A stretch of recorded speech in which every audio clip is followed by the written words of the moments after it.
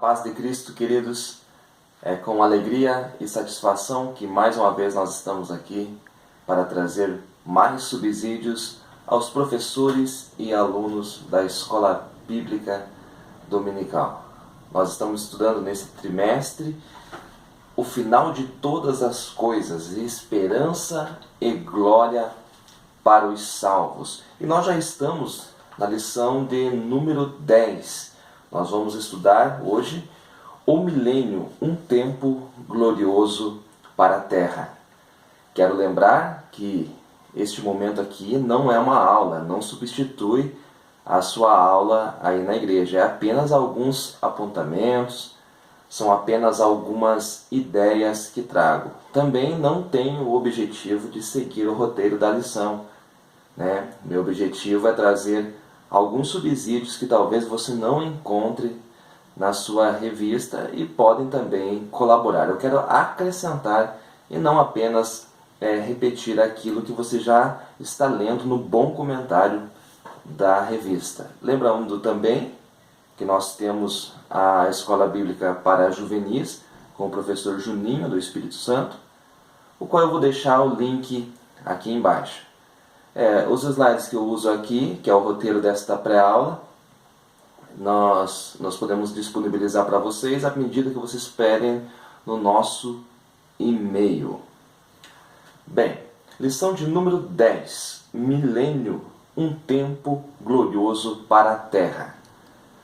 O texto áureo ele está em Apocalipse capítulo 20, versículo 4. Uma parte deste verso diz assim: que não adoraram a besta, nem a sua imagem, e não receberam o sinal em suas testas, nem em suas mãos, e viveram e reinaram com Cristo durante 1000 anos.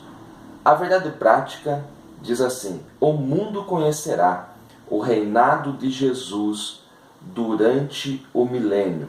Será um tempo de paz e harmonia jamais visto. A leitura bíblica está no livro de Apocalipse, o capítulo 20, dos versículos 1 até o 6. Bem, para nós falarmos um pouquinho de milênio, é necessário nós entendermos o propósito de Deus para a humanidade, o propósito de Deus na criação. Na verdade, o reino de Deus, ele é o centro de todas as coisas. Ele é o centro de tudo. Lá no Gênesis, quando Deus criou o céu, terra, mar, criou o homem, ele coloca o homem para dominar sobre o seu reino. Então Deus criou o seu reino na terra e entregou o domínio do seu reino, ao homem. Isso, lógico, no princípio de todas as coisas. Quando você lê Gênesis, capítulo 1, versículo 26, você vê lá Deus dizendo para o homem dominar sobre tudo, sobre a terra, sobre os animais, sobre os peixes. E ali encontra-se em hebraico a palavra radá, que significa governar, subjugar, exercer autoridade. Portanto, Deus cria todas as coisas e entrega o domínio, o reino, o governo ao homem. Então é bom que você tenha em mente que o assunto da Bíblia é o reino de Deus. O reino de Deus não começa quando João Batista chega e começa a pregar ali em Mateus, não. Por muito tempo eu tive essa concepção, que o reino de Deus começava quando João Batista, Jesus começou a pregar a respeito do reino.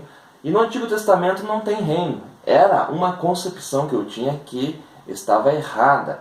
Mas desde que Deus criou todas as coisas, Ele entregou o domínio ao homem. O domínio do seu reino, Ele entrega nas mãos de Adão. Então o assunto da Bíblia Sagrada é reino de Deus e não religião. A Bíblia não é um livro que fala de religião. A Bíblia é um livro que fala do reino de Deus. E a palavra de Deus, ela é a constituição desse reino, Então todo reino ele tem uma constituição. Então a constituição é a palavra do rei. E a palavra do rei encontra-se aqui. Então, portanto, você tem que ter essa concepção de reino, entender o propósito de Deus. Bem, só que o homem falhou em reinar sobre aquilo que Deus o entregou, né? O homem falhou, o homem decidiu ouvir a voz de Satanás e fazer aquilo que Deus falou para não fazer. Então o homem falha nesse propósito e entrega o reino nas mãos de Satanás. Ele negocia com Satanás e o reino que pertencia ao homem, ele vai parar nas mãos de Satanás. Então quando Jesus vem à terra, ele vem para resgatar o direito que o homem tem ao reino de Deus. Tanto é verdade que o reino está nas mãos de Satanás, que quando Jesus está no deserto sendo tentado pelo diabo, o diabo promete que mostra todos os reinos da terra a Jesus e diz que vai dar tudo aquilo para Jesus se Jesus o adorasse. Jesus não diz que ele está mentindo.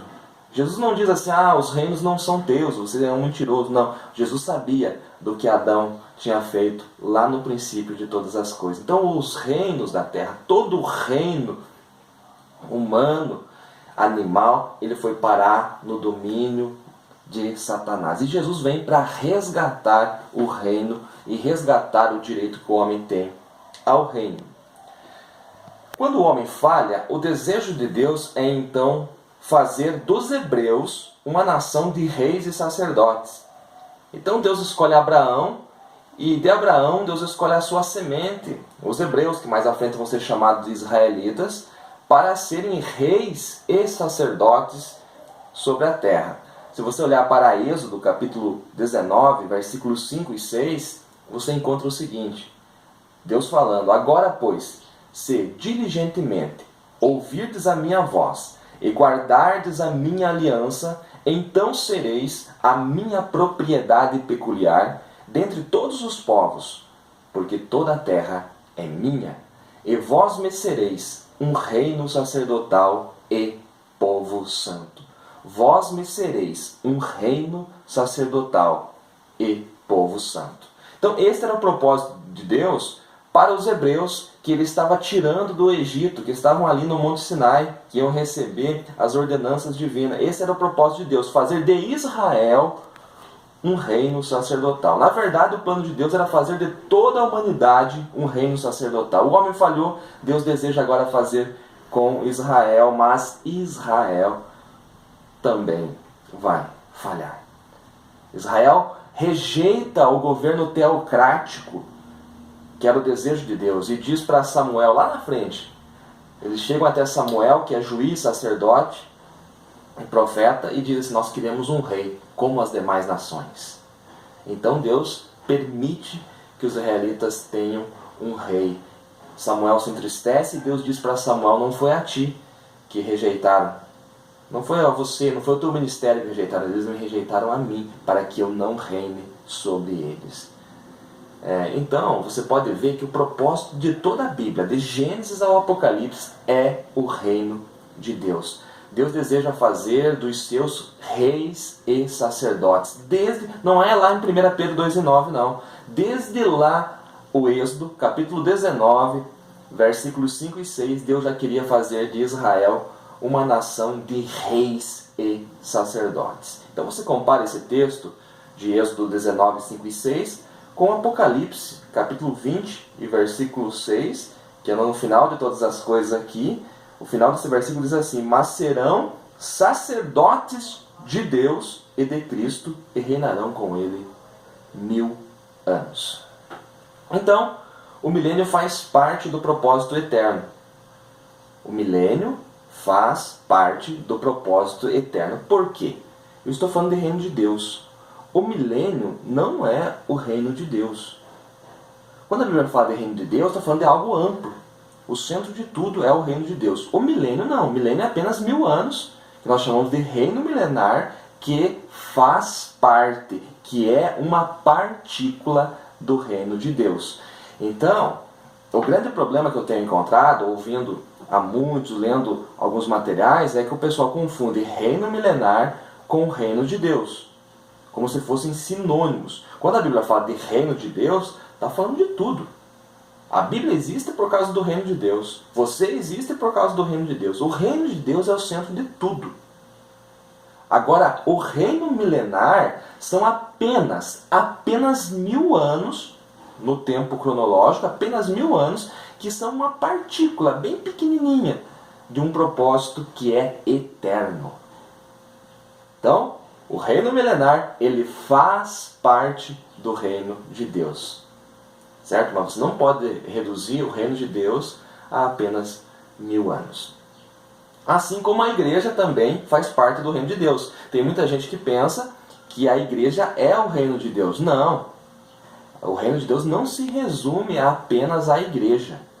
A igreja, ela faz parte do reino de Deus. Ela tem as chaves do reino de Deus. Ela faz parte, ela é apenas também uma partícula do reino.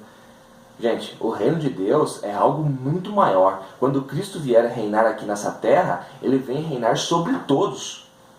Sobre todos. Né? Então vai chegar o dia que vai se cumprir aquela palavra em que todo joelho se dobrará. Toda língua confessará que Jesus Cristo é Rei. Creia ou não creia. Um dia vai ter que confessar. Então Jesus vem reinar sobre todos. Sobre toda a terra. Sobre todas as coisas. Então o reino de Deus ele não se resume a uma igreja, a uma denominação, ele não se resume a um período de tempo apenas. O reino de Deus é algo muito maior e o milênio faz parte deste reino de Deus. Outro detalhe importante aqui também é que os 1000 anos são literais. Eles fazem parte do Cronos, fazem parte do tempo cronológico. 1000 anos aqui. Irmãos, eu sei que talvez você tenha visto alguns estudos de amilenista, de pós-milenistas, em que os 1000 anos são figurativos. Não, nada disso. 1000 anos são literais. Por 6 vezes o capítulo 20 fala aqui dos 1000 anos, né? É literal, são 1000 anos mesmo. Agora, o reino de Deus, que não é o reino milenar, ele subsistirá ao tempo. Porque no final do reino milenar, depois do juízo final, acabará-se o tempo. O tempo vai deixar de existir. Né? E nós passaremos ao estado eterno. E o reino de Deus, ele continua. Então se você ler Daniel 2:44, você vai ver Daniel dizendo que o reino de Deus é um reino que dura para sempre. É um reino eterno. Agora, o reino milenar, ele tem um período de tempo pré-determinado. Bem, o milênio não é o estado eterno. Esse é um fato que você tem que colocar em mente. Milênio não é o estado eterno. É um período de tempos que Cristo vai reinar nesta terra, né, depois que Ele vier em glória. Será um tempo de paz e harmonia. Isso está na lição, né? Pois Satanás estará preso no abismo, como você vê na leitura bíblica. A natureza voltará ao estado natural, como antes da queda. E a cadeia alimentar será mudada também. Então, se você olhar Isaías, eu destaquei esse texto, é muito bom que você use na sua aula. Isaías, capítulo 11, versículos 6 a 8, diz assim, na Nova Versão Internacional: O lobo viverá como cordeiro, o leopardo se deitará com o bode, o bezerro, o leão e o novilho gordo pastarão juntos, e uma criança os guiará. A vaca se alimentará com o urso, seus filhotes se deitarão juntos, e o leão comerá palha, como o boi. A criancinha brincará perto do esconderijo da cobra, e a criança colocará a mão no ninho da víbora. Isaías, o profeta Isaías aí, 600, 700 anos antes de Cristo, antes da primeira vinda de Cristo, tendo uma revelação a respeito do reino milenar. O ciclo da vida humana será natural no milênio, porém a longevidade será como no princípio. Porém, nascerão pessoas e morrerão pessoas no milênio, sim. Há muita discussão aí na internet sobre isso, e uns dizem que não. No milênio se nascerá crianças, morrerão pessoas no milênio. Vamos ver os textos? Bem, Zacarias 8, versículos 4 e 5. Assim diz o Senhor dos Exércitos: ainda nas praças de Jerusalém habitarão velhos e velhas, levando cada um na sua mão o seu bordão, por causa da sua muita idade. E as ruas da cidade se encherão de meninos e meninas, que nelas brincarão. As ruas da cidade se encherão de meninos e meninas, que nelas brincarão. Então haverá crianças no milênio. Zacarias 8, versículos 4 e 5. Então, como está escrito aí, nascerão pessoas. Agora vamos ver um outro texto que fala o contrário, ou seja, que fala dos velhos morrerem. Isaías 65, versículos 19 e 20. Diz assim: exultarei em Jerusalém e me alegrarei no meu povo, e nunca mais se ouvirá nela voz de choro, nem voz de clamor. Não haverá mais nela criança de poucos dias, nem velho que não cumpra os seus dias. Porque o menino morrerá de 100 anos. Porém, o pecador de 100 anos será amaldiçoado. Quem morrer de 100 anos, o profeta está falando aqui, vamos dizer, morreu jovem, morreu menino. Porque 100 anos não é a idade de morrer. No milênio, então a natureza será restaurada como no princípio. Como que eu sei que Isaías está falando do reino milenar aqui, no capítulo 65? Se você ler os últimos versículos desse capítulo, você vai ver que Isaías volta a falar aquilo que ele já falou no capítulo 11, a respeito dos animais serem inofensivos, a criança brincar com o leão, com a cobra. Você vai ver isso no final do capítulo 65. Isaías está falando realmente do reino milenar. Qual é o propósito? Qual é o propósito de Deus no milênio? 2 propósitos eu destaquei aqui. Primeiro, todos os habitantes da terra vão provar do reino de Deus, da sua grandeza e da sua perfeição. Todos os habitantes da terra provarão da grandeza do reino de Deus e da sua perfeição. 2. O propósito de Deus também é provar à humanidade que Satanás não é o culpado de todos os males dos homens, mas os próprios homens, mediante suas escolhas. Por quê? Porque durante o milênio, Satanás será preso. E no final do milênio, quando ele for solto, os homens acreditarão novamente, uma boa parte da humanidade acreditará, será enganada por Satanás novamente. Vão decidir segui-lo para a última e grande batalha final. Então Deus vai provar para o homem com isso que Satanás não é o culpado de tudo. Ele vai estar preso. Mas os homens, por sua livre e espontânea vontade, seu livre-arbítrio, eles são culpados dos seus próprios males. Bem, quando findarem seus 1000 anos, você encontra o texto de Apocalipse 20, versículos 7 a 10, o seguinte: Satanás será solto da prisão, enganará muitas nações. Eu coloquei a pergunta aqui: como? Como enganar as nações depois de todos verem Cristo, juntamente com os salvos glorificados reinando? A terra e o céu sendo a mesma grei? Como?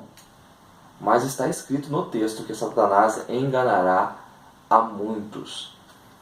E aí eles irão para a batalha final. Ele vai juntar as nações que o seguirem para a grande batalha final, a batalha de Gog e Magog. Então eles virão e vão sitiar a cidade de Jerusalém, vão cercar Jerusalém. Mas a Bíblia diz que vai descer fogo do céu e vai os consumir. E o dragão, que é Satanás, será lançado no lago de fogo, aonde já está a besta e o falso profeta.